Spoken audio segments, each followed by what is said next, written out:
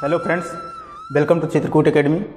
आज की इस वीडियो में देखेंगे जैव प्रक्रम, और जैव प्रक्रम का ये तीसरा प्रक्रम है। पिछले दो प्रक्रम में हमने अध्ययन किया था न्यूट्रिशन, दूसरे प्रक्रम में अध्ययन किया था श्वसन, और आज के इस प्रक्रम में अध्ययन करेंगे वहन का, जिसे हम परिसंचरण तंत्र भी कहते हैं। तो चलिए स्टार्ट करते हैं। वहन क्या होता है या ट्रांसपोर्टेशन क्या होता है, और ये मानव में या पेड़ पौधों में किस प्रकार से होता है। तो वहन के अंतर्गत कौन कौन सी क्रियाएं होती हैं, और मानव में वहन या ट्रांसपोर्टेशन, जिसको हम परिसंचरण भी कहते हैं, क्यों आवश्यक है।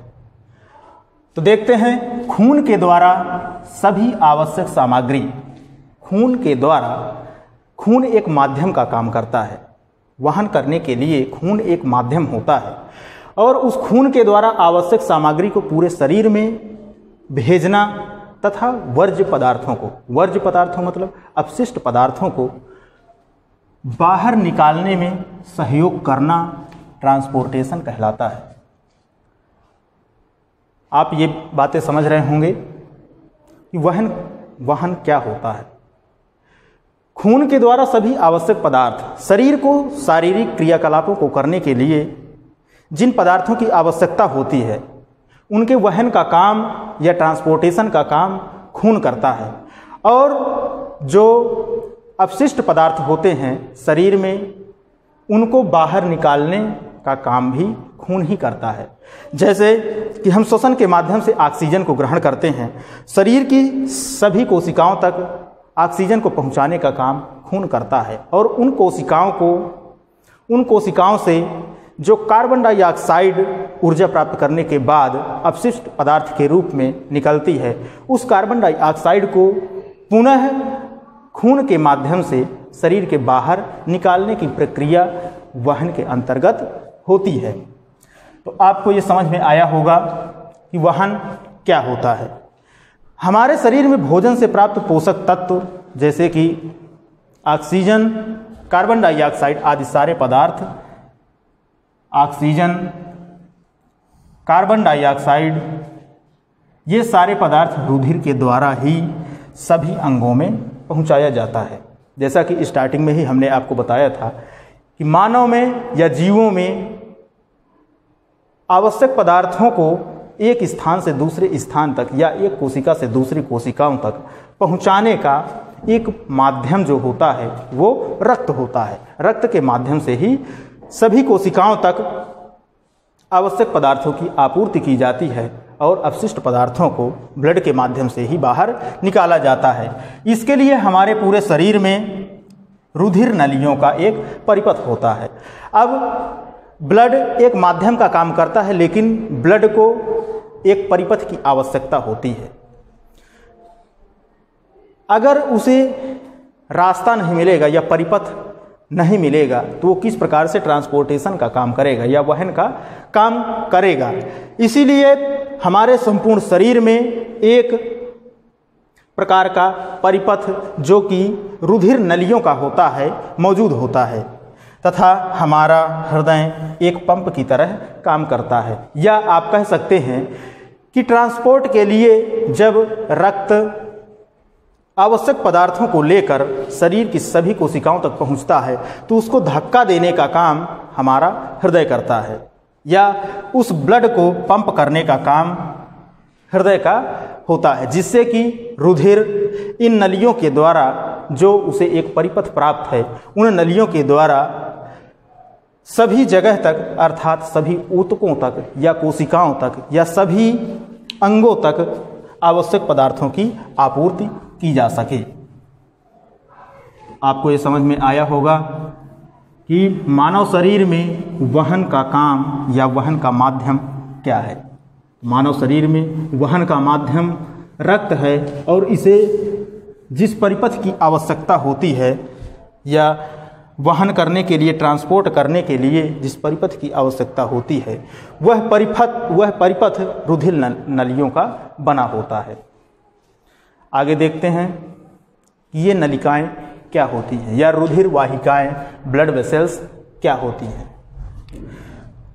तो आवश्यक पदार्थों की आपूर्ति के लिए या सभी कोशिकाओं तक आवश्यक पदार्थों के वहन के लिए नलिकाओं का एक जाल बिछा होता है या परिपथ होता है। तो ये नलिकाएं कौन कौन सी होती हैं?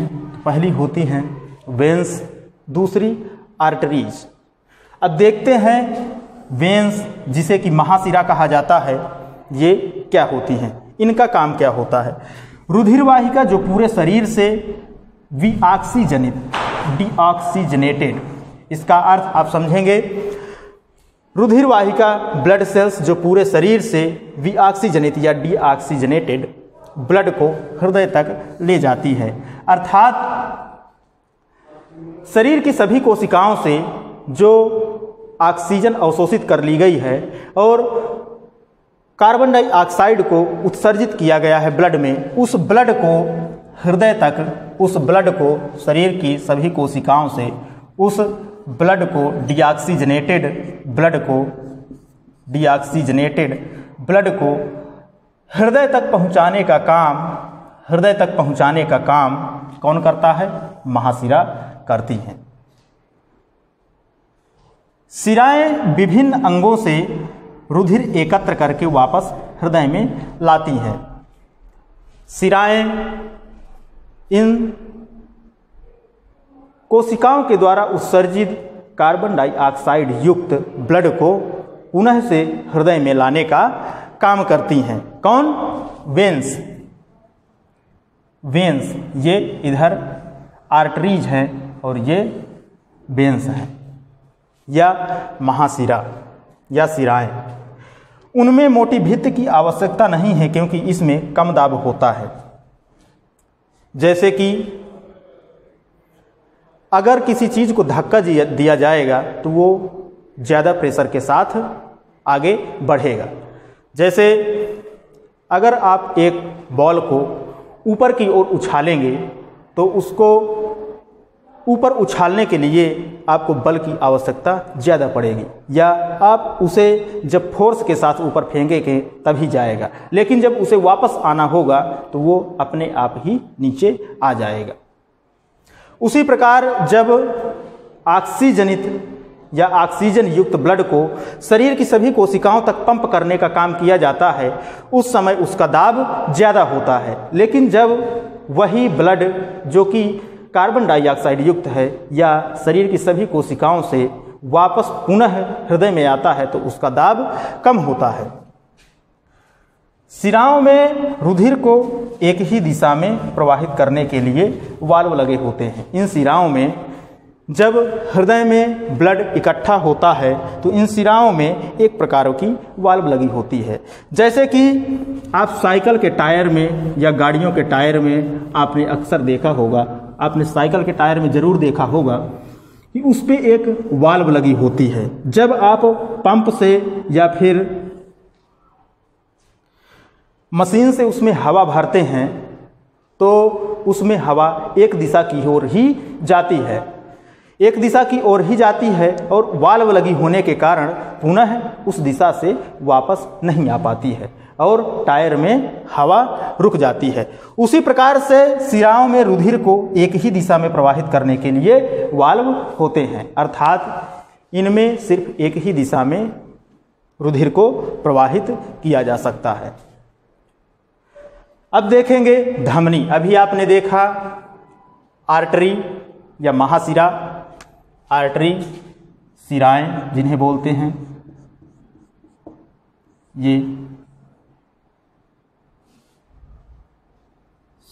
शिराएं नहीं, ये धमनी होंगी, और ये वेन्स जिन्हें शिराएं बोलते हैं।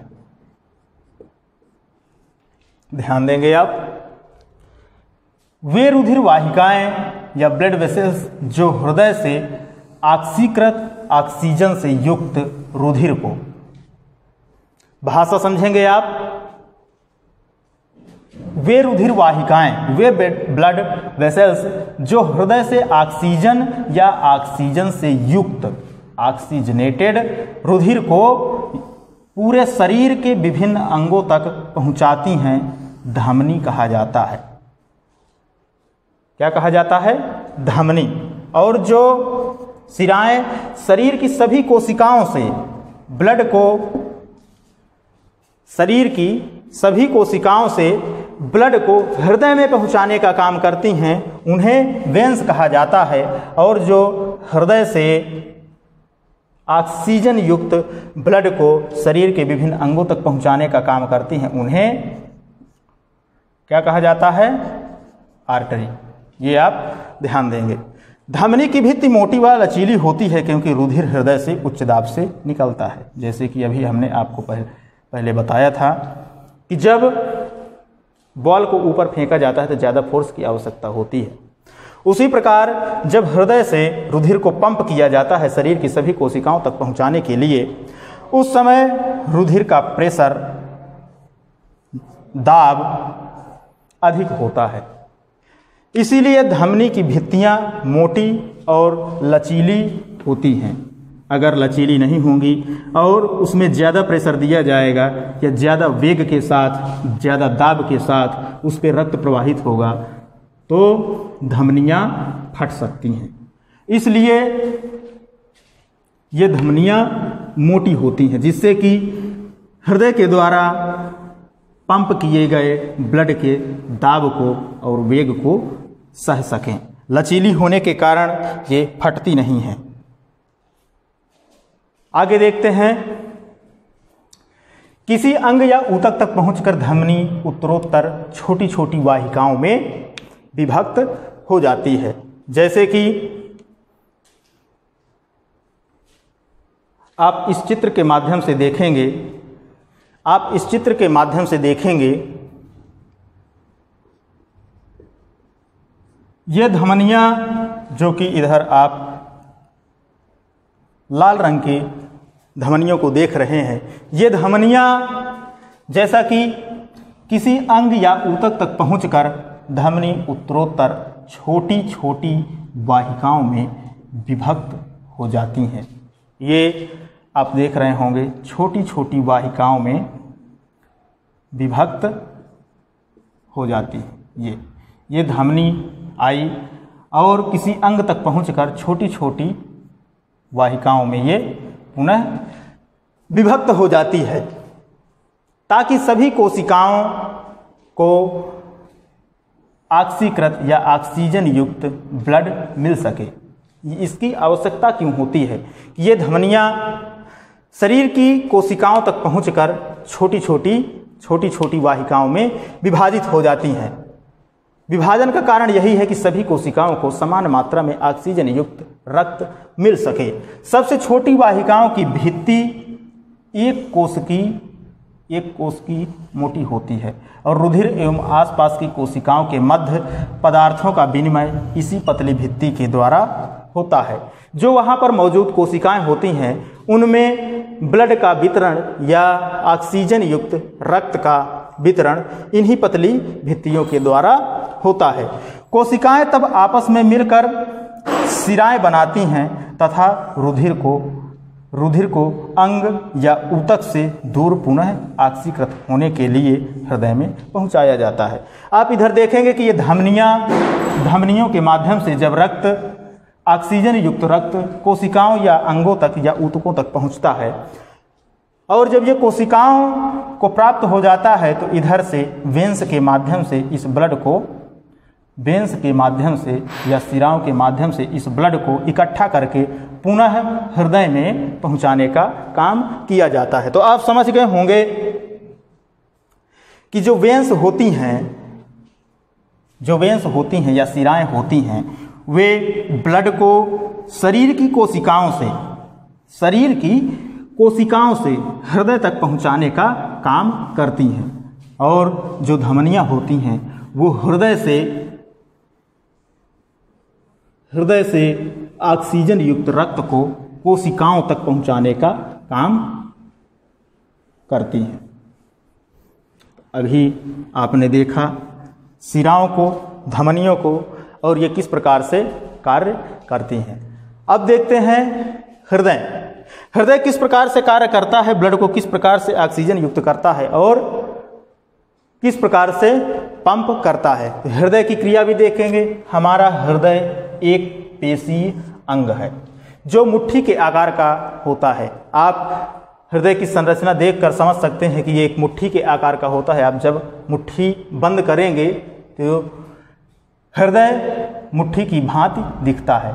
चूंकि ऑक्सीकृत अर्थात ऑक्सीजन से युक्त तथा कार्बन डाइऑक्साइड युक्त दोनों का ही वहन करता है, अर्थात हृदय ऑक्सीजन युक्त रक्त और ऑक्सीजन रहित और ऑक्सीजन रहित रक्त दोनों का वहन हृदय के द्वारा होता है। अतः इसमें कई चैम्बर मौजूद होते हैं।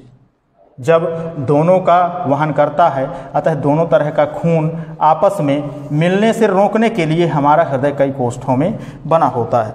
जैसे कि शिराओं के माध्यम से सभी कोशिकाओं से रक्त को पुनः हृदय में लाया जाता है और हृदय से धमनियों के माध्यम से कोशिकाओं तक रक्त पहुंचाने का काम करता है। तो एक रक्त जो धमनियों के माध्यम से दूसरे कोशिकाओं तक पहुंचाया जाता है वो ऑक्सीजन युक्त होता है, और जो शिराओं के माध्यम से कोशिकाओं से रक्त को हृदय में लाया जाता है वो ऑक्सीजन रहित होता है। ये दोनों ऑक्सीजन युक्त और ऑक्सीजन रहित ब्लड आपस में मिले नहीं, उसको मिलने से रोकने के लिए हृदय में कई कोष्ठ उपस्थित होते हैं, जिससे कि ये ब्लड आपस में मिले नहीं। उसके लिए हृदय में कई कोष्ठ या चैम्बर उपस्थित होते हैं। इन चैम्बर्स का काम क्या होता है? इन चैम्बर्स का काम क्या होता है ये देखेंगे। तो हमारा हृदय 4 भागों में अर्थात 4 प्रकोष्ठों में बटा होता है।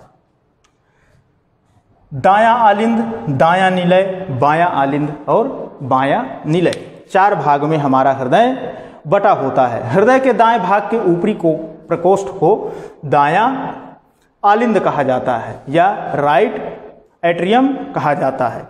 इस भाग में पूरे शरीर में वियाक्सी जनित रुधिर अर्थात डीऑक्सीडाइज्ड ब्लड अर्थात कार्बन डाइऑक्साइड युक्त ब्लड महाशिरा के द्वारा लाया जाता है। डीऑक्सीडाइज्ड मतलब ऑक्सीजन रहित रक्त लाया जाता है। यह शरीर के निचले भाग से डीऑक्सीडाइज्ड मतलब ऑक्सीजन रहित रक्त को शरीर के निचले भाग से हृदय में पहुंचाने का काम ये वेंस करती हैं या महाशिराएं करती हैं, और ऊपर की ओर से शरीर के ऊपरी अंगों से ब्लड को, जो कि डीऑक्सीडाइज्ड है, ऑक्सीजन रहित है, पहुंचाने का काम ये ऊपरी महाशिरा करती है, और निचले अंगों से ब्लड को हृदय में पहुंचाने का काम निचली महाशिरा करती है। ये आपने अभी देखा। अब देखते हैं दायां निलय या राइट वेंट्रिकल। हृदय के दाएं भाग के निचले प्रकोष्ठ को दायां निलय कहा जाता है। आप जैसे इस वीडियो को देख रहे हैं तो आप हो सकता है कि उल्टा महसूस करें, लेकिन ऐसा नहीं है। आप ध्यान देंगे, आप उधर से देखेंगे तो आपको लगेगा जैसे आप वीडियो देख रहे हैं कि हृदय का बायां भाग इधर है, आपको ऐसा महसूस होगा, लेकिन ऐसा नहीं है। जब आप ये समझेंगे कि ये हृदय हमारे सामने है और हम इसके पीछे खड़े हैं, तो आप देखेंगे कि ये जो इधर का पार्ट है ये राइट साइड कहलाएगा, राइट साइड होगा, और उधर का पार्ट लेफ्ट साइड होगा। हृदय के दाएं भाग के निचले प्रकोष्ठ को दायां निलय कहते हैं, दायां निलय कहा जाता है। दायां आलिंद से वियाक्सीजनित रुधिर दायां आलिंद से दायां निलय में भेजा जाता है, दाएं आलिंद से दाएं निलय में भेजा जाता है। दाएं निलय से वियाक्सीजनित रुधिर को ऑक्सीकृत करने के लिए फेफड़े में भेजा जाता है। जब ब्लड दाएं निलय में पहुंचता है तो दाएं निलय उसे पंप करके या उसका जब प्रेशर बढ़ता है तो वह ब्लड फेफड़े में पहुंचा देता है। जैसा कि आप जानते हैं कि फेफड़े में ही ब्लड वेसल्स के माध्यम से ऑक्सीजन को अवशोषित किया जाता है, अर्थात डीऑक्सीडाइज्ड ब्लड को पुनः से ऑक्सीजन युक्त फेफड़े में किया जाता है। बायां आलिंद, हृदय के बाएं भाग में ऊपरी प्रकोष्ठ को बायां आलिंद कहा जाता है। हृदय के बाएं भाग में ऊपरी प्रकोष्ठ को बायां आलिंद कहा जाता है। जैसा कि आपको समझने के लिए अगर ऐसे खड़े हो जाते हैं तो ये इधर के साइड का भाग बायां कहलाएगा और इधर के साइड का भाग दायां कहलाएगा। उसी प्रकार हृदय के दाएं साइड का ऊपरी भाग, हृदय के दाएं साइड का ऊपरी भाग दायां आलिंद कहलाएगा। दायां आलिंद कहलाता है। और हृदय के दाएं साइड का निचला भाग दायां आलिंद,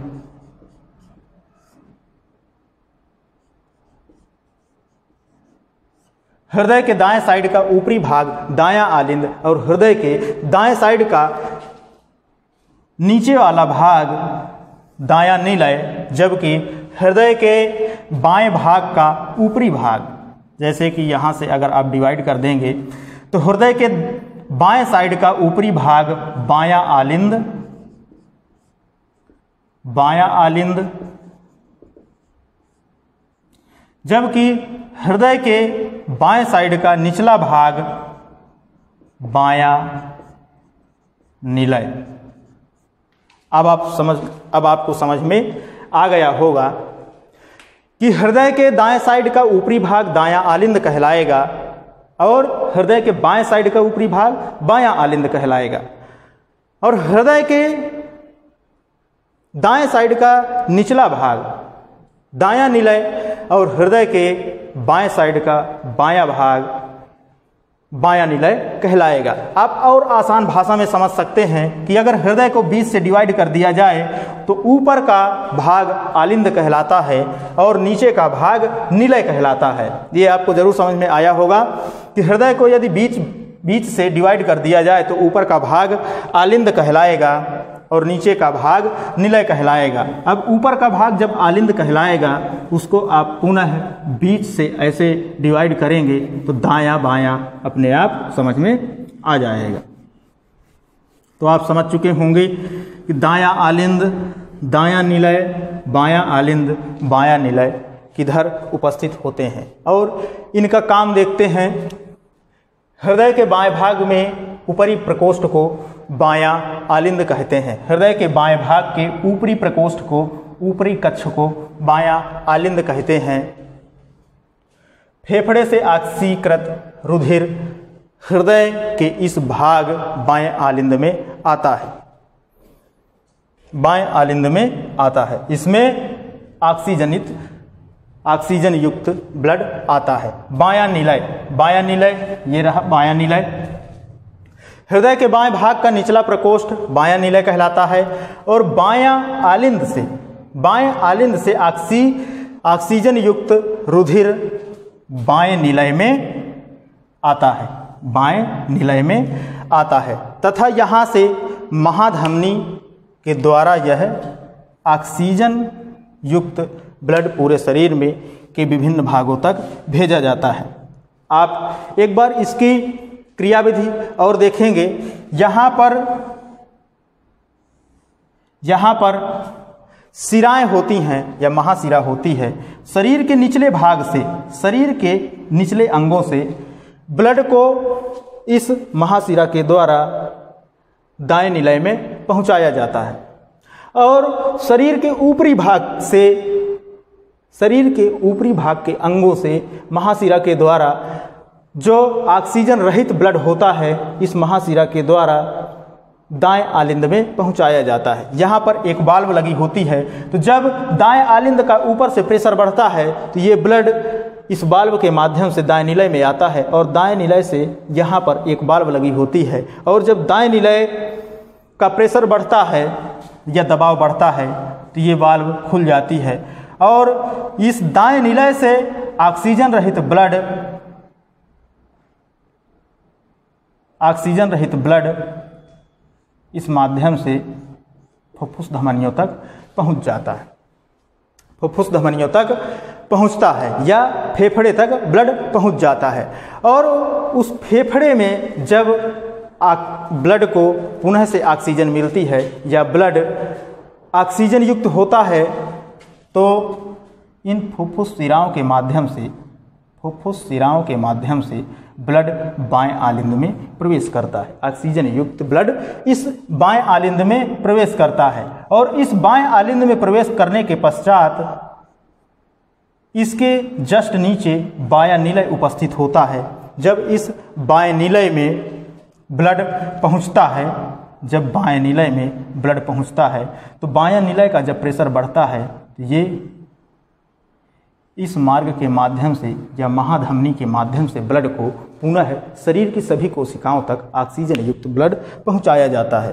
तो अभी आपने देखा कि हृदय के कितने भाग होते हैं, कितने भागों में ये हृदय बटा होता है। जैसा कि हमने आपको बताया कि यदि हृदय को आप बीच से डिवाइड कर देते हैं तो ऊपर का भाग आलिंद कहलाता है और नीचे का भाग निलय कहलाता है। और जब पुनः हृदय को आप बीच से खड़ी काट में डिवाइड करते हैं तो आपको दायां निलय, बायां निलय और बायां आलिंद आपको समझ में आ जाता है। तो अभी आपने देखा कि दायां आलिंद, दायां निलय, बायां निलय का काम क्या होता है, हृदय की कार्यविधि देखी और उसकी संरचना देखी। इसके पश्चात देखेंगे कि हृदय के कार्य करने के चरण क्या क्या होते हैं, किन किन चरणों में हृदय काम करता है। तो ऑक्सीजनकृत या ऑक्सीजनेटेड ब्लड बाएं आलिंद में आता है। जैसा कि हमने आपको पहले ही बताया था कि ऑक्सीजन युक्त ब्लड हृदय के माध्यम से बाएं आलिंद में आता है। इस ब्लड को एकत्रित करते समय दायां आलिंद शिथिल रहता है या उसमें प्रेशर कम रहता है, शिथिल रहता है। जब अगला चैम्बर बायां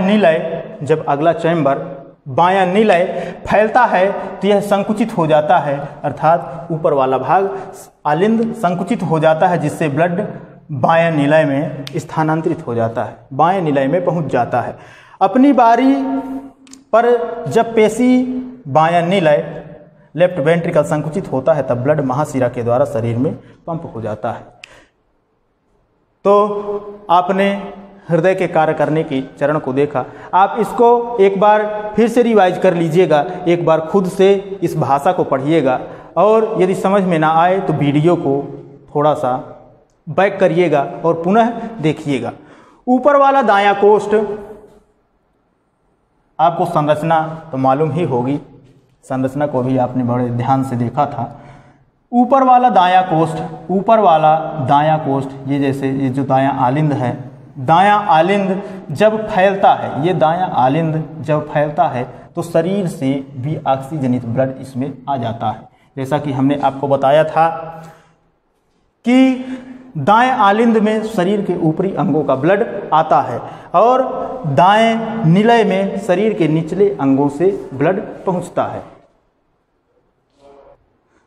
शरीर के निचले अंगों से जो ब्लड आता है वो दाएं निलय में पहुंचता है और शरीर के ऊपरी अंगों से जो ब्लड आता है, अर्थात ऑक्सीजन रहित ब्लड आता है, वो दाएं आलिंद में पहुंचता है। यही क्रियाविधि यहाँ पर बताई गई है। जैसे ही दायां आलिंद संकुचित होता है, शरीर के ऊपरी प्रकोष्ठ का यह दायां आलिंद जब सिकुड़ता है तो नीचे वाला संगत कोष्ठ दायां निलय फैल जाता है। जब ये ऊपर ऐसे सिकुड़ता है तो ये नीचे फैल जाता है। जब ये फैल जाता है तो ब्लड दाएं निलय में स्थानांतरित हो जाता है। ऊपर के अंगों से आया हुआ ब्लड यहाँ पर इकट्ठा हो जाता है, स्थानांतरित हो जाता है, जो ब्लड को पुनः बाएं आलिंद में भेजता है। जो ये दायां निलय है, यहाँ पर एक वाल्व लगी होती है, इसको दाएं आलिंद में भेजता है। हालांकि दाएं आलिंद में भेजता है जहां ब्लड ऑक्सीकरण हेतु अपनी बारी पर फेफड़े में पंप कर देता है। यहाँ से ब्लड को फेफड़े में पहुँचा दिया जाता है।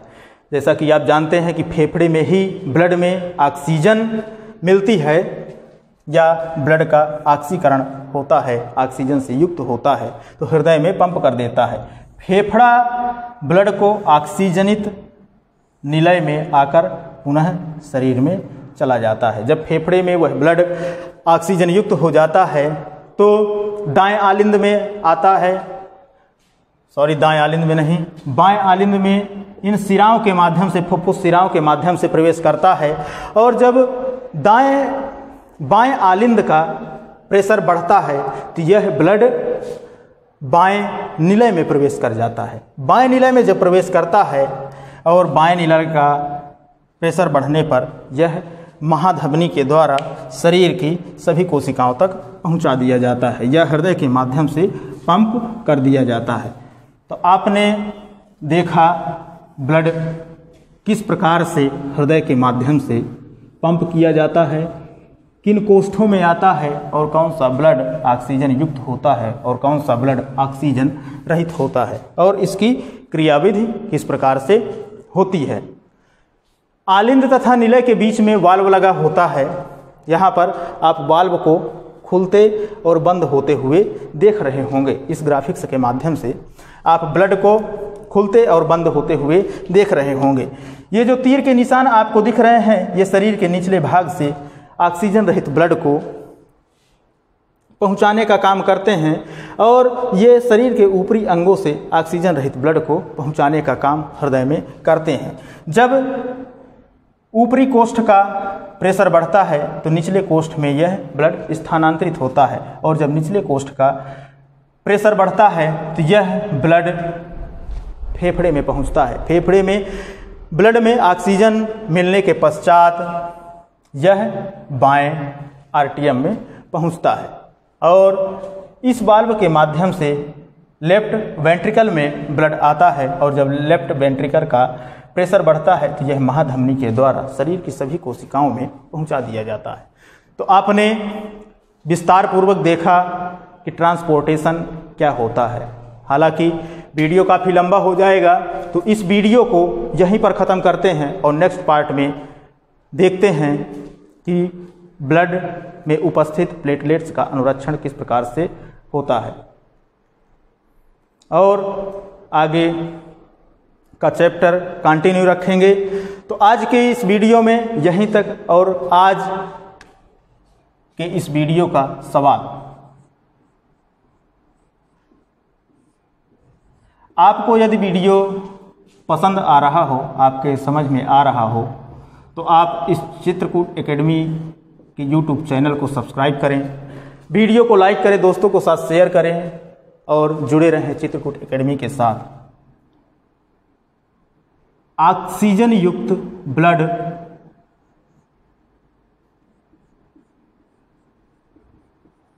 ऑक्सीजन युक्त रक्त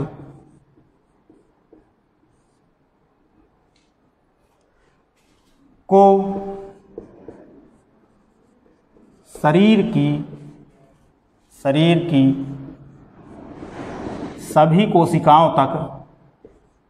सभी कोशिकाओं तक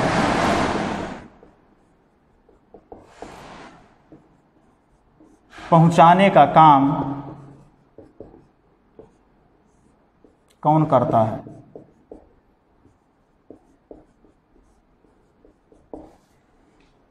ऑक्सीजन युक्त रक्त को शरीर की सभी कोशिकाओं तक पहुंचाने का कार्य कौन करता है? इस सवाल का जवाब आप कमेंट बॉक्स में ज़रूर देंगे, ऐसी हम आशा रखते हैं। तो वीडियो को ज़्यादा से ज़्यादा लाइक करें, शेयर करें और चैनल को सब्सक्राइब करें। धन्यवाद। मिलते हैं नेक्स्ट वीडियो में।